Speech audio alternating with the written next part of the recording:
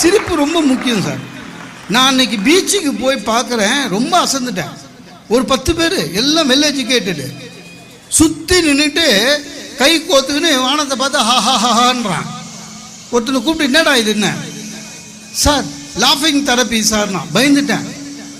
அதான் சாதாரணமாக சிரிக்க வேண்டியதுக்கு இவனுக்கு தெரப்பி வரையும் போயிருக்கானுங்க. இன்னும் கொஞ்ச நாளில் பாருங்களேன், சிரிப்புக்கு நம்ம மருந்து மாத்திரை சாப்பிட போகிறோம், அந்த லெவல் ஆயிடுச்சு. எப்பவுமே சிரிக்கணும். யாராவது நம்மளை எப்படி இருக்கீங்கன்னு கேட்டால் நல்லா இருக்கேன்னு சொல்லுங்க, சொல்ல மாட்டோம். அதுதான் பிரச்சனை சார். எனக்கு தெரிஞ்சு இன்னைக்கு தமிழ்நாட்டில் இல்லை இந்தியாவிலேயே எந்த பிரச்சனையும் பற்றியும் கவலைப்படாமல் இருக்குது ஒரே ஒரு ஆளுங்க தான், சாமியார் தான். எதை பற்றியும் கவலை இல்லை. அதாவது கவலைப்படாமல் நல்லா இருக்கிறோன்னு சொல்ல கற்றுக்கங்க முதல்ல சார். நம்ம ஊர்லங்க யாரை பாருங்க, அவங்க எந்த பெரிய ஆளாக இருந்தாலும் சரி, எப்படி சார் இருக்கீங்கன்னு கேளுங்க, நல்லா இருக்கேன் கடவுள் புண்ணியத்தில் சொல்ல மாட்டான். ஒவ்வொருத்தன் ஒவ்வொரு டைலாக் வச்சுன்னு சுற்றின்னு இருக்கிறோம். எப்படி சார் இருக்கீங்க, ஏதோ இருக்கேன் சார் அப்படின்னு, அதான் போனால் போதுன்னு இருக்கான்.